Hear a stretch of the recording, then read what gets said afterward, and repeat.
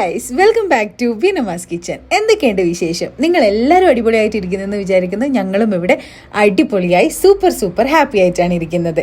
അപ്പോൾ ഇന്ന് തംബ്നെയിലിൽ കണ്ടപ്പോൾ നിങ്ങൾക്ക് മനസ്സിലായിട്ടുണ്ടാവില്ല ഞാൻ ഇന്ന് എന്ത് വീഡിയോ ആണ് നിങ്ങളുടെ മുന്നിൽ പ്രസന്റ് ചെയ്യാൻ പോകുന്നതെന്നുള്ളത്.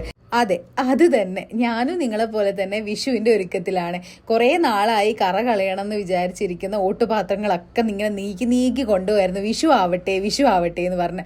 അങ്ങനെ ഇപ്പോൾ വിഷു എത്താറായാലും ഇനിയിപ്പോൾ അത് മാറ്റി വെക്കാൻ പറ്റില്ല. അങ്ങനെ ഞാൻ ഈ ഓട്ടുപാത്രങ്ങളിലുള്ള കറയെല്ലാം നീക്കാൻ വേണ്ടി പോവുകയാണ്. അതിനുള്ള ഏറ്റവും എഫക്റ്റീവായിട്ടുള്ള ഒരു ടിപ്പാണ് ഈ ഒരു വീഡിയോൻ്റെ അകത്ത് നിങ്ങൾ കാണാൻ പോകുന്നത്. ആദ്യം തന്നെ പുളി നമ്മുടെ കൈ വെച്ച് നന്നായിട്ട് പിഴിഞ്ഞ് നമുക്ക് ഏത് പാത്രത്തിലാണോ വെള്ളം തിളപ്പിക്കാൻ പോകുന്നത് ആ പാത്രത്തിലേക്ക് ഈ പുളി ഒഴിച്ചു കൊടുക്കുക. അതിലേക്ക് ആവശ്യത്തിനുള്ള ബേക്കിംഗ് സോഡയും കൂടി ഇടുക. അതിനുശേഷം നമുക്ക് കറ കളയാനുള്ള പാത്രങ്ങളും കൂടെ അതിനകത്തോട്ട് ഇട്ട് വെച്ച് ഗ്യാസിൽ വെച്ച് നന്നായിട്ട് തിളപ്പിക്കാം. നന്നായി വെട്ടി തിളക്കട്ടെ അങ്ങോട്ട്. ആ ഒരു വെട്ടിത്തിളക്കുന്ന സമയത്ത് നമുക്ക് ഈ പാത്രങ്ങളൊക്കെ അപ്പുറത്തെ സൈഡും ഇപ്പുറത്തെ സൈഡും ഒന്ന് തിരിച്ചും മറിച്ചും ഒക്കെ ഇട്ട് കൊടുക്കുക. കാരണം എല്ലാ സൈഡും മുങ്ങിക്കിടക്കണം എന്നില്ലല്ലോ. എൻ്റെ കയ്യിൽ വലിയ പാത്രമൊന്നും ഉണ്ടായിരുന്നില്ല. അതിനിടക്കാണ് ഞാൻ ഈ വീഡിയോ എടുക്കുന്നതിൻ്റെ ഇടയിലാണ് സായിജ് വന്നിങ്ങനെ മൂക്കും കണ്ണും കൊണ്ട് സൂം ചെയ്ത് കുറച്ച് കോപ്രായങ്ങളും കാണിച്ച് അങ്ങോട്ടേക്ക് പോയി. അപ്പം ഞാൻ മൊത്തത്തിൽ ക്ലീൻ ചെയ്യുന്നുണ്ട്. ഉരുളി മാത്രമല്ല, വിളക്കും ഉപയോഗിക്കാണ്ട് വെച്ച വിളക്കും തൂക്കുവിളക്കും അങ്ങനെയുള്ള തളിക, നമ്മളെ ചന്ദനത്തിരി കത്തിക്കുന്ന ആ ഒരു സാധനം ഉണ്ടല്ലോ, അതും എല്ലാം ഇന്ന് ക്ലീൻ ചെയ്യുന്നുണ്ട്. അപ്പോൾ ഞാൻ ഈ പറഞ്ഞതുപോലെ തന്നെ ബേക്കിംഗ് സോഡ ഇടുക. നന്നായിട്ട് തിളപ്പിച്ചതിന് ശേഷം സൈഡൊക്കെ തിരിച്ചു മറിച്ചിട്ട് കൊടുത്ത് കുറച്ച് സമയം അതിനകത്ത് തന്നെ കിടന്നോട്ടെ. അതിന് ശേഷം നിങ്ങൾ ഈ വീഡിയോ കാണുമ്പോൾ നിങ്ങൾക്ക് മനസ്സിലാവും അതിൻ്റെ വ്യത്യാസം എന്താണെന്നുള്ളത്.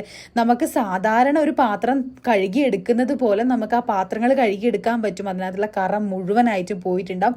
ഈസി ആയിട്ട് നമുക്ക് ചെയ്യാൻ പറ്റുന്നൊരു കാര്യമാണ്.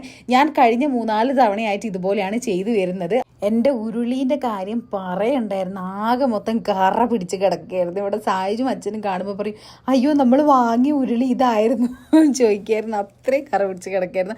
കഴിഞ്ഞ് നമ്മൾ ഷോർട്സ് വീഡിയോ കണ്ടവർക്കൊക്കെ അറിയുന്നുണ്ടായിരിക്കും അതിനകത്ത് എത്രമാത്രം കറയുണ്ട്. അപ്പോൾ ആ വീഡിയോ കണ്ട് ഇത് കാണുമ്പോൾ നിങ്ങൾക്ക് മനസ്സിലാവും എത്ര എഫക്റ്റീവ് ആയിട്ടുള്ളൊരു ഐഡിയ ആണ് കറ കളയാൻ വേണ്ടിയിട്ടുള്ളത് എന്നുള്ളത്.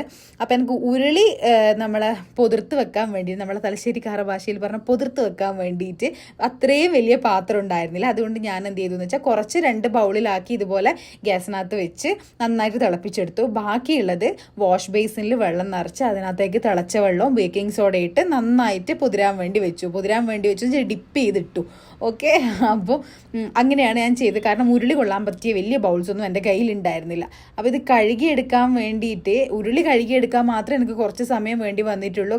കാരണം ഞാൻ പറഞ്ഞല്ലോ ഉരുളിയിൽ നല്ല കറയുണ്ടായിരുന്നു. ബാക്കി വിളക്കും കിണ്ടിയൊക്കെ നമ്മൾ എപ്പോഴും വൃത്തിയാക്കുന്നതാണല്ലോ, അതുകൊണ്ട് അത്രയും കറയുണ്ടായിരുന്നില്ല. അപ്പോൾ ഇതുവരെ ക്ലീൻ ചെയ്യാത്ത, അതായത് വിഷുവിൻ്റെ ഒരുക്കങ്ങളൊന്നും സ്റ്റാർട്ട് ചെയ്യാത്ത ആരെങ്കിലും ഉണ്ടെങ്കിൽ ഇതുപോലെ കറ കളയാൻ എന്താണ് എഫക്റ്റീവ് ആയിട്ടുള്ള ഒരു വഴി എന്ന് ആലോചിച്ച് നിൽക്കുന്നവർക്ക് ഈ ഒരു വഴി പ്രയോഗിച്ചിട്ട് എത്രമാത്രം ക്ലീൻ ആയി എന്നുള്ളത് നിങ്ങൾ കമൻറ്റ് ബോക്സിൽ പറ. നിങ്ങൾ എന്തായാലും എന്നോട് നന്ദി പറയുന്നുള്ള കാര്യം എനിക്ക് 100% ഉറപ്പാണ്. അത് മാത്രമല്ല, വേറൊരു കാര്യം കൂടെ ഞാൻ പറയട്ടെ. നിങ്ങൾ ഈ വീഡിയോ കാണുന്ന ദിവസം എന്ന് പറയുന്നത് എൻ്റെ പിറന്നാൾ ദിവസമാണ്. അതുകൊണ്ട് ആർക്കെങ്കിലും വിഷ് ചെയ്യണമെന്നുണ്ടെങ്കിൽ കമൻറ്റ് ബോക്സിൽ വിഷ് ചെയ്തോളൂ. അതുമാത്രമല്ല ഗൈസ്, ഞാൻ 30ലേക്ക് കാലെടുത്ത് വെക്കുന്ന എൻ്റെ പിറന്നാളാണ് ഇന്നത്തെ പിറന്നാൾ എന്ന് പറയുന്നത്. അപ്പോൾ ഭയങ്കര സ്പെഷ്യലായിട്ടുള്ളൊരു പിറന്നാളാണ്. അതിൻ്റെ വീഡിയോസൊക്കെ നമുക്ക് ഷോർട്സിലൂടെയൊക്കെ കാണാൻ പറ്റും. അപ്പോൾ നിങ്ങൾ ഈ ഒരു കാര്യം മറന്നു പോകരുത്. ഈ ഒരു മെത്തേഡ് ട്രൈ ചെയ്ത് നോക്കിയിട്ട് എഫക്റ്റീവ് ആണോ അല്ലയോ എന്നുള്ളത് നിങ്ങൾ പറയാം. അപ്പോൾ ഞാൻ അതൊക്കെ അവിടെ നമ്മളെ ഉരുളിയും വിളക്കും കിണ്ടിയൊക്കെ പുളിവെള്ളത്തിനകത്ത് ഡിപ്പ് ചെയ്ത് വെച്ചിട്ട് ഞാനിവിടെ പൂജാ റൂം വൃത്തിയാക്കാൻ, പിന്നെ വിളക്കിലേക്കുള്ള എണ്ണ റീഫിൽ ചെയ്യാനും അഗർബത്തി എടുത്ത് വെക്കാനും അങ്ങനെ കുറച്ച് പരിപാടികളൊക്കെ ഉണ്ടായിരുന്നു. അതാണ് ചെയ്തുകൊണ്ടിരിക്കുന്നത്. ഞാൻ വളരെ കൃത്യമായിട്ട് പുറത്തേക്കൊന്നും അറിയാണ്ട് ഒഴിച്ചുകൊണ്ടിരിക്കുകയാണ്. അതിനിടയിൽ സായുജ് എൻ്റെ അടുത്ത് വർത്താനം പറഞ്ഞ് അവിടെയൊക്കെ കുറച്ച് മറിഞ്ഞു പോയി ഗൈസ്. അപ്പോൾ അതും വൃത്തിയാക്കി. പിന്നെ പൂജാമുറീൻ്റെ മുകളിലത്തെ കുറച്ച് പൊടികളൊക്കെ ഉണ്ടായിരുന്നു. അതും ഞാൻ ഈ വെറ്റ് വൈപ്സ് വെച്ചിട്ടാണ് വൃത്തിയാക്കുന്നത്. വെറ്റ് വൈപ്സ് ആണ് ശരിക്കും പറഞ്ഞാൽ എൻ്റെ ഹെൽപ്പിംഗ് ഹാൻഡ്. ഞാൻ മുന്നത്തെ വീഡിയോയിലും പറഞ്ഞിട്ടുണ്ട്, വെറ്റ് വൈപ്സ് വെച്ചിട്ടാണ് ഞാൻ എല്ലാ കാര്യങ്ങളും ക്ലീൻ ചെയ്യുന്നതെന്നുള്ളത്. അപ്പോൾ അതിനുശേഷം ഞാൻ കൃഷ്ണനെ വൃത്തിയാക്കാൻ പോവാണ്. എനിക്ക് കൃഷ്ണനെ പൊന്തൂല ഗൈസ്, നല്ല വെയിറ്റ് ഉണ്ട്. ഒരു 15-18 കിലോളം ഉള്ള കൃഷ്ണനാണിത്. അപ്പോൾ അതിന് സാധിച്ചു തന്നെ വേണം.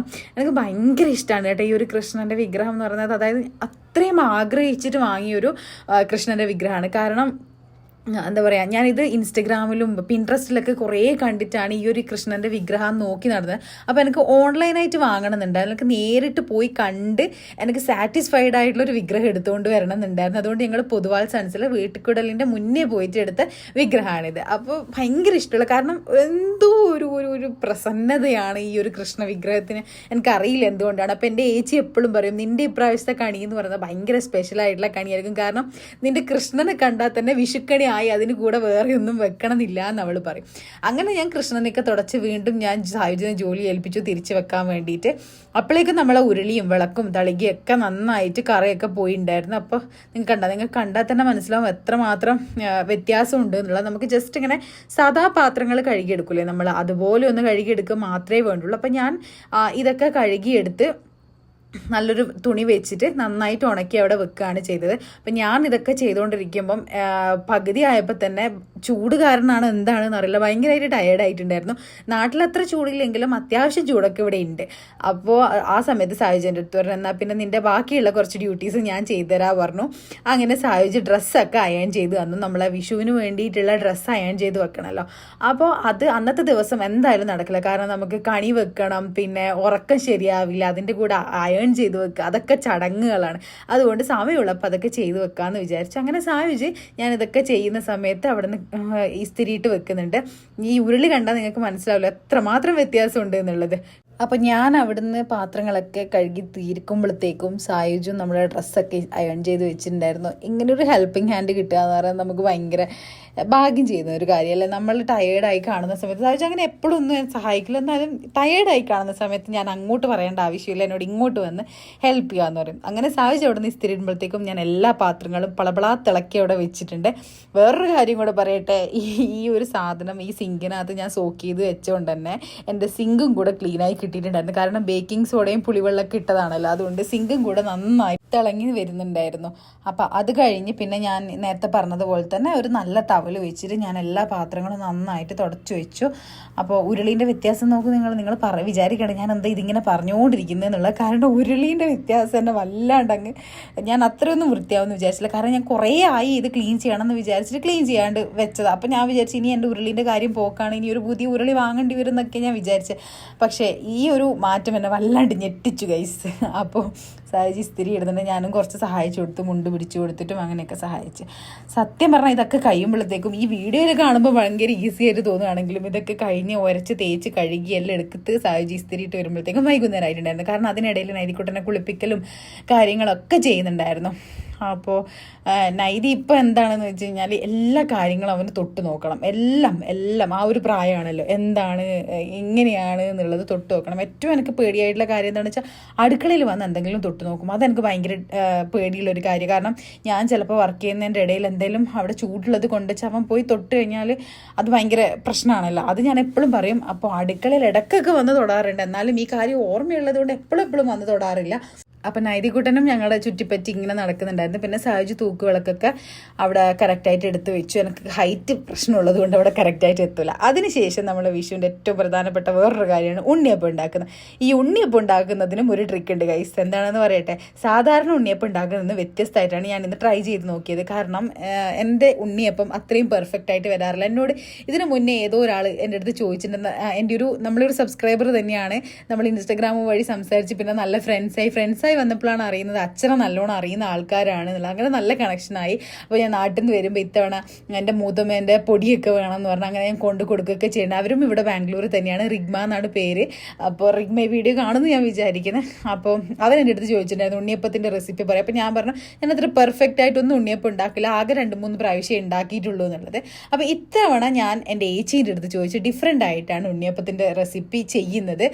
പക്ഷേ സംഭവം അടിപൊളിയായിരുന്നു, ഭയങ്കര സോഫ്റ്റ് ആയിട്ടുള്ള ഉണ്ണിയപ്പായിരുന്നു. ഞാൻ ഇതിന് മുന്നേ ഉണ്ടാക്കിയ ഉണ്ണിയപ്പൊക്കെ ആദ്യത്തെ ദിവസം തിന്നാൻ പറ്റും എന്നല്ലാണ്ട് രണ്ടാമത്തെ ദിവസം ആകുമ്പോഴത്തേക്ക് ആരെങ്കിലും എറിഞ്ഞു കൊല്ലാൻ പറ്റും, അത്രയും ഹാർഡായി പോയിരുന്നു. പക്ഷേ ഈ ഒരു ഉണ്ണിയപ്പം ഉണ്ടല്ലോ രണ്ടാമത്തെ ദിവസം തിന്നപ്പോഴാണ് ഭയങ്കര സോഫ്റ്റ് ആയിരുന്നു. ഞാൻ എന്താ ചെയ്തതെന്ന് വെച്ച് കഴിഞ്ഞാൽ നമ്മൾ സാധാ ഉണ്ണിയപ്പത്തിൻ്റെ ഇൻസ്റ്റൻ്റ് ആയിട്ടുള്ള ഉണ്ടാക്കുന്ന ഉണ്ണിയപ്പത്തിൻ്റെ കൂട്ട് തന്നെ, അതായത് നമ്മൾ അരിപ്പൊടി, മൈദപ്പൊടി സെയിം അളവിലെടുത്തു, ഗോതമ്പ് പൊടി ചെറിയ 2 ടീസ്പൂൺ എടുത്തു. അതിനുശേഷം എള്ളും നെയ്യിൽ വറുത്ത തേങ്ങാക്കൊത്തും ഇട്ട് ഉപ്പ് ഇട്ട് പിന്നെ ശർക്കര പാനി ഒഴിച്ചു. അതിൻ്റെ കൂടെ തന്നെ കുറച്ച് തരി 2 ടീസ്പൂൺ തരിയും 1.5 ടീസ്പൂൺ അവിലും കൂടെ ഞാൻ ചെറിയ ചൂടുവെള്ളത്തിൽ പൊതിർത്തിട്ട് അത് നമ്മളെ മിക്സർ ഗ്രൈൻഡറിലിട്ട് അരച്ചു. ആ അരച്ചതും കൂടെ ഈ ഉണ്ണിയപ്പത്തിൻ്റെ മിക്സിലേക്ക് ചേർത്ത് ബേക്കിംഗ് സോഡയും ഇട്ട് ഒരു അരമണിക്കൂർ റെസ്റ്റ് ചെയ്യാൻ വെച്ചു.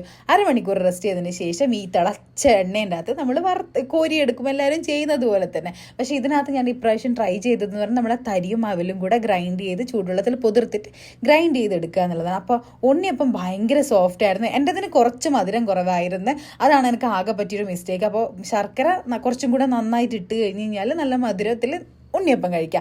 അത്രയും ഒരു വ്യത്യാസം ഉണ്ടല്ലോ. പക്ഷേ ഉണ്ണിയപ്പം അടിപൊളിയായിരുന്നു. അപ്പം നിങ്ങൾ ആർക്കെങ്കിലും വേണമെന്നുണ്ടെങ്കിൽ ചോദിച്ചു, ഞാൻ ഡിസ്ക്രിപ്ഷനിൽ ഇതിൻ്റെ ക്വാണ്ടിറ്റീസും കാര്യങ്ങളൊക്കെ നോക്കാം, നിങ്ങളും ട്രൈ ചെയ്ത് നോക്കുക, അടിപൊളിയായിരിക്കും. അങ്ങനെ ഉണ്ണിയപ്പം ഉണ്ടാക്കി കഴിഞ്ഞപ്പോഴേക്കും നൈതിക്കുട്ടൻ കരച്ചിലായി പാല് വേണം എന്നിട്ട് അങ്ങനെ പാലും കൊടുത്ത് അപ്പുറത്തെ വീട്ടിലും കുറച്ച് ഉണ്ണിയപ്പം കൊടുത്തു. ഇത്രയാണ് ഞങ്ങളുടെ വിഷു ഒരുക്കങ്ങൾ എന്ന് പറയാനുള്ളത്. അപ്പോൾ ഇത്രയേ ഉള്ളൂ. Tata, bye bye.